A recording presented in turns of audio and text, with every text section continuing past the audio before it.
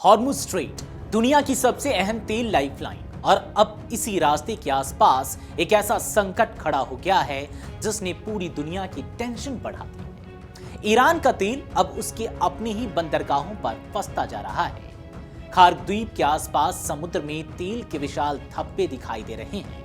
अब ऐसे में सवाल यह है कि क्या ईरान के पास अब तेल रखने की जगह खत्म हो रही है? क्या अमेरिकी नाकेबंदी ने ईरान की तेल सप्लाई चेन तोड़ दी है? क्या फारस की खाड़ी किसी बड़े पर्यावरणीय संकट की तरफ बढ़ रही है?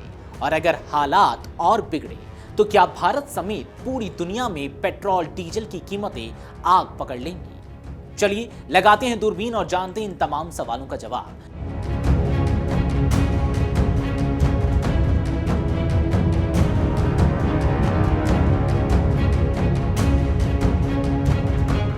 नमस्कार, आप देख रहे हैं अमरउजाला.com और मैं हूं आपके साथ आदर्श शाह। दरअसल पश्चिम एशिया में बढ़ते तनाव के बीच अब ईरान एक नए और गंभीर संकट का सामना कर रहा है। मामला सिर्फ युद्ध और प्रतिबंधों तक सीमित नहीं है, बल्कि अब ईरान के सामने अपने ही कच्चे तेल को संभालने की चुनौती खड़ी हो गई है।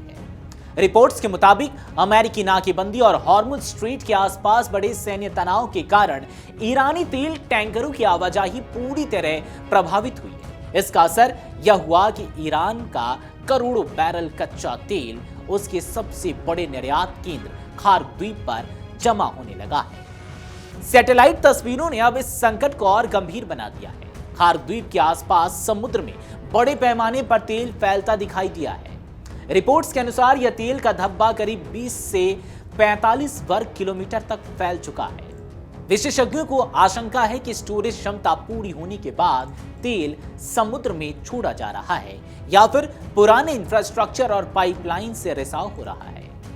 ईरान दुनिया के बड़े तेल उत्पादक देशों में शामिल है और प्रतिदिन 30 लाख बैरल से ज्यादा कच्चे तेल का उत्पादन करता है। इसका बड़ा हिस्सा खार्क द्वीप के जरिए अंतर्राष्ट्रीय बाजार तक पहुंचता है, लेकिन मौजूदा हालात में फारस की खाड़ी से बाहर निकलने वाले टैंकरों पर भारी दबाव, अमेरिकी नौसैनिक गतिविधियों और निगरानी के कारण कई जहाजों की आवाजाही बाधित हो रही है। बताया जा रहा है कि स्थिति संभालने के लिए ईरान ने पुराने जहाजों और फ्लोटिंग स्टोरेज टैंकरों का इस्तेमाल शुरू किया, लेकिन इसके बावजूद स्टोरेज क्षमता तेजी से बढ़ती चली गई। सबसे बड़ी चिंता यह है कि अगर तेल उत्पादन अचानक रोका जाता है तो कई तेल कुओं को अस्थायी नुकसान पहुंच सकता है।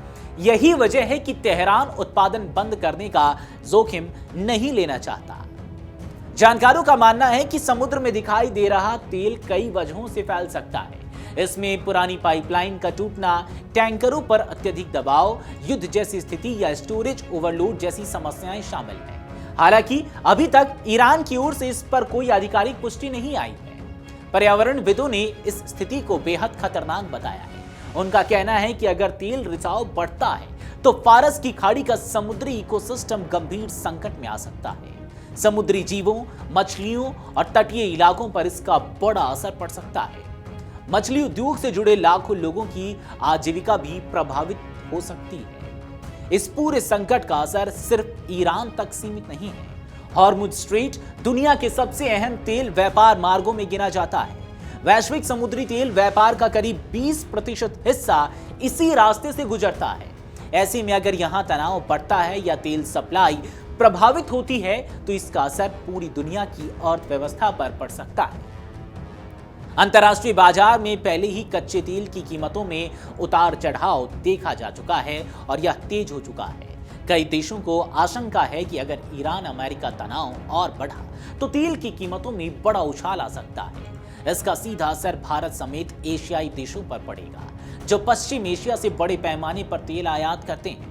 पेट्रोल डीजल की कीमतों से लेकर महंगाई तक हर क्षेत्र प्रभावित हो सकता है। यानी पश्चिम एशिया में जारी तनाव अब सिर्फ सैन्य टकराव का मामला नहीं रह गया है, बल्कि यह वैश्विक ऊर्जा सुरक्षा, पर्यावरण और अर्थव्यवस्था के लिए भी बड़ा खतरा बनता जा रहा है।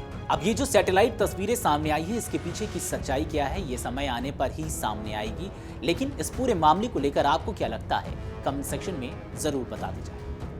अगर आप ये वीडियो YouTube पर देख रहे हैं तो हमारे चैनल को सब्सक्राइब कर बेल आइकन दबाएं और Facebook पर देख रहे हैं तो हमारे पेज को लाइक करें। अगर आप ये वीडियो YouTube पर देख रहे हैं तो हमारे चैनल को सब्सक्राइब कर बेल आइकन दबाएं और Facebook पर देख रहे हैं तो हमारे पेज को लाइक करें।